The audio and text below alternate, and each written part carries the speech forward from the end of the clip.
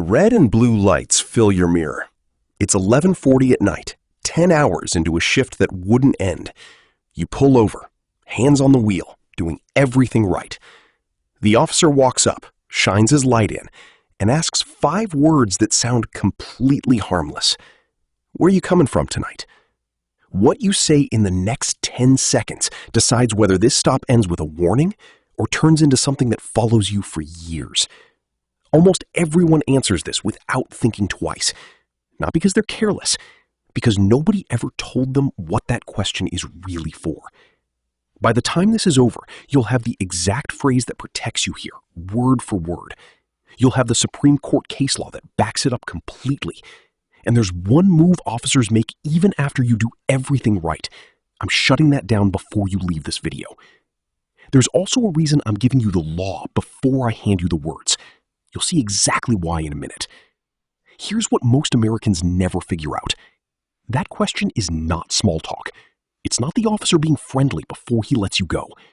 This is a technique, and it's one they train on. It's called pretext questioning. The entire point is to get you talking about anything besides your license and registration. He doesn't have proof you've been drinking. He doesn't have proof you're lying. What he has is a habit. Ask an open question, then listen for the crack. A pause that runs too long. A detail that doesn't line up 2 minutes later.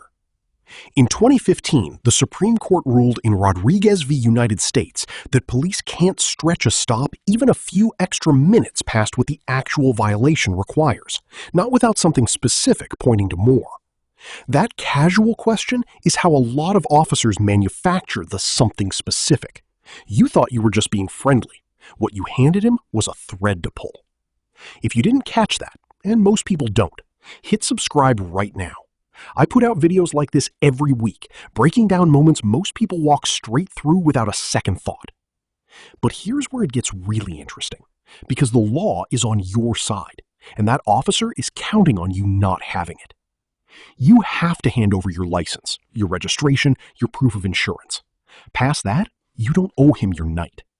The Supreme Court laid the groundwork in Terry v. Ohio back in 1968. Officers need real, reasonable suspicion of wrongdoing before they can dig past a stop, not just a hunch. Rodriguez v. United States sharpened that in 2015. No stretching the clock without that suspicion already in hand. And Berkmer v. McCarty, 1984, sealed it. An ordinary traffic stop isn't a full arrest, and you don't lose your right to stay quiet about your business just because you're sitting on the shoulder of the road. Read those 3 together. That's the whole picture. You were never required to narrate your night. Real quick, if this is the first time you're seeing this channel, subscribe before you keep watching.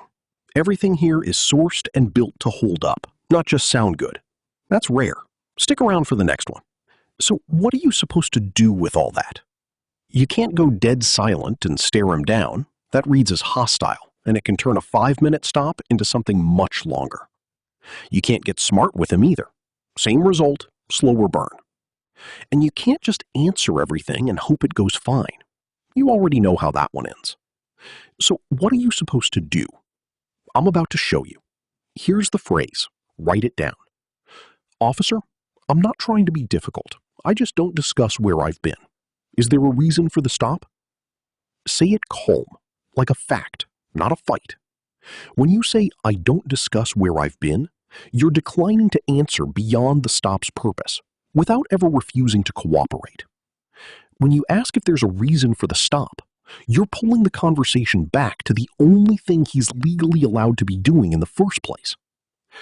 Remember why I gave you the law before the words? Because saying this phrase without knowing why it works sounds rehearsed. Saying it once you get why it works sounds like a fact you've always known. You don't have to be guilty for an honest answer to get used against you. You just have to be unaware you never had to give it. That's it. Simple, legal, effective. I already hear what some of you were thinking. What if the cop doesn't back off? He pushes. Why won't you just tell me? You got something to hide? You. No, sir. I just don't make a habit of discussing my night. Are we done with the stop? Silence on a question like this isn't evidence of anything. The law doesn't let it get twisted into suspicion on its own. Now stay with me, because this next part changes everything. He tries one more angle. Mind if I take a look in the car then, since you've got nothing to hide? This is the move, the one that comes even after you've done everything right. You. I don't consent to a search. 4 words. That's the whole fight. Here's why that line carries so much weight. In 1973, the Supreme Court ruled in Schneckloth v. Bustamante that consent to search has to be voluntary, but the officer never has to tell you that you're allowed to refuse. Stay quiet while he looks, and that silence alone can count as consent. Saying the words out loud is the only thing that protects you. That's the move I told you about. You just shut it down before he finished asking. This is general information, not a replacement for an attorney looking at the specific facts of your stop. Doing everything in this video doesn't mean a search never happens anyway. Sometimes it does, and that's a different fight, with different words and different law. I'm building that video next. Subscribe so you're not caught without it the day you need it.